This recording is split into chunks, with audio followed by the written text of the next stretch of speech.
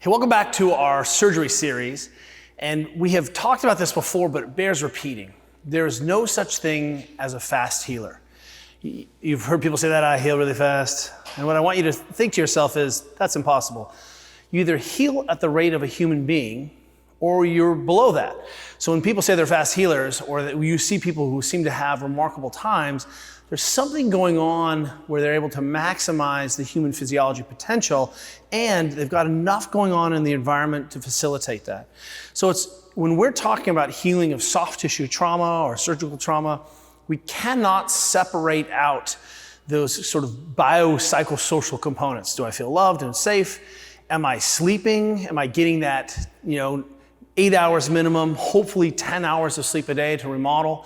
Am I drinking some water to help decongest the tissues? Am I eating enough cartilage and protein and all the things I do that my body's gonna need to rebuild?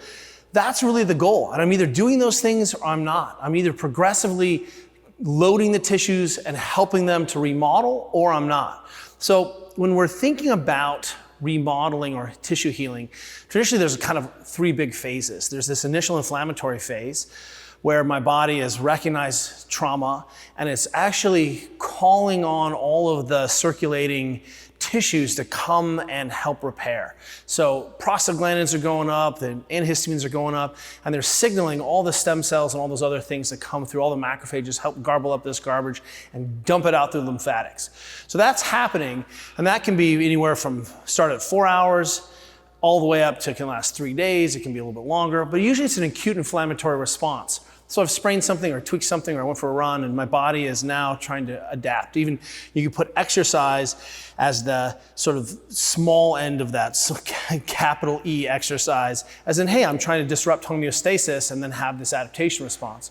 Well, turns out trauma is very much in the same vein, except turned up a little bit, so capital E. So one of the things that I want to talk about is, if you are familiar with some of the basics of tissue loading or tissue healing, then suddenly you can look at your protocol that a physician gives you, or you can understand what your physical therapist and why she may be prescribing certain movements in certain times.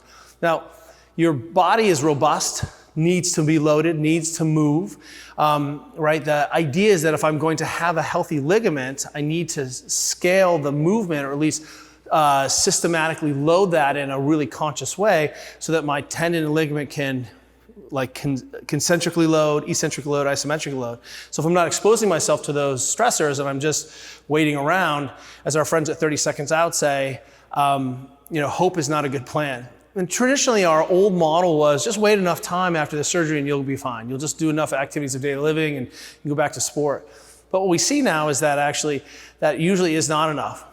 Recently, I was at a big conference and a physio raised her hand and was like, hey, what do we do when we have someone who feels like they should be able to return to sport but doesn't feel like it or feels unprotected? Well, that's what we call an incomplete rehab process. So it's crucial to appreciate that body's readiness, brain's readiness to take risk and play and load is part of this game, which means that what we do on the first day to downregulate threat and try to manage and mitigate and attenuate pain signaling and manage swelling sets me up for second weeks, which sets me up for week 4, which sets me up for week 6. So it's really important that, and in our rehab process here, we are very, very hyper-conservative. We may do things that look like squatting or hinging, but we are still going to be hyper-conservative in terms of what your tissues can do and when they can do them. So a couple of quick guidelines, as you might think, an ankle sprain or a turn, we'll put it in quotation marks, might be 1 to 3 weeks. And what I want to be clear about is that pain is not the bar here. We expect pain to be managed very early in process.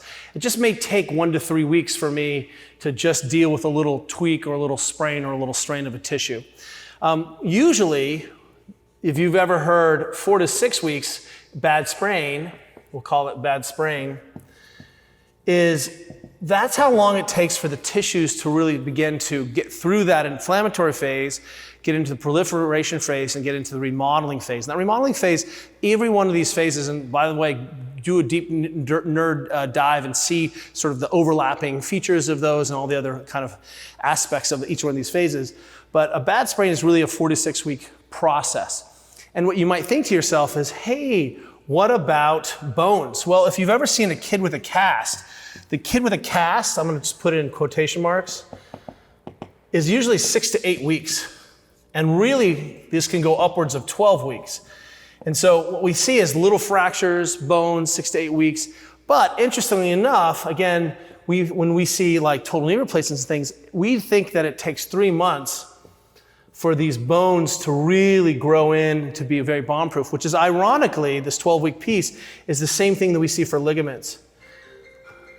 So the idea here is, at some point, I need to make sure that I'm appreciating that I'm not out of the woods yet. So when we see people after soft tissue injuries have this, they start to feel really good at 4 to 6 weeks, and they want to start to challenge, but the tissues we tend to think are very vulnerable here. So I should be through my swelling, starting to feel good, but I really need to just make sure I'm protecting myself. And how do I do that? I move slowly, I move with tempo, I work on isometrics, I challenge the other aspects of my physiology. And remember in our model that we usually will put speed last. But when we're looking at ACLs, full recovery on these things, and full bone healing, 3 months is that magic mark. And really what we're looking at is, hey, can these tissues handle trauma? So if I wait around for 3 months for myself to magically heal and then go load at speed, at intensity, it's usually a recipe for disaster. And what we appreciate is that the tissues are going to continue to remodel for 12 to 18 months. And this is predicated on the fact that your connective tissue is always turning over, your fascia is already remodeling itself, and this is your skeleton. So we will appreciate now that up front, it's really about protecting and managing surgical insult and maybe unloading a tissue. I'll really not be trying to overdo it. I want to give these tissues, allow them to unload so they're not managing sort of mechanical strain while trying to heal simultaneously. I'm going to introduce a lot of balance work and slow control work once I'm through that phase. And really it's about setting myself up so that I can get to this 3-month mark and get my life back, which means that if I work backwards from this 12 weeks, I really got to make sure that I'm hitting the marks on exposure. Basic linear progressions are going to be the key, making sure that my balance is good and that there aren't any surprises to my tissues. By the time I'm here at this 12 weeks, I really should be able to be like, let's go run, let's go ski. So it's important that we're thinking through. And now, if you have a different kind of set of days and weeks in here, understand that these are rough guidelines, but every one of these means that you are healing at the rate of human beings can heal. You're not going faster. But again, every one of these gives me a chance to sort of think about what does it look like? What do I need to be doing as the tissues continue to mature?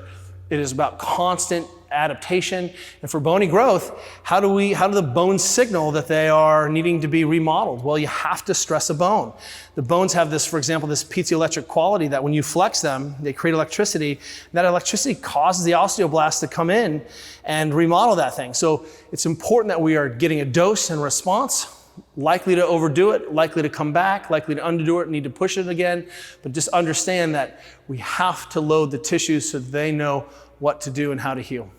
These are our tissue healing phases.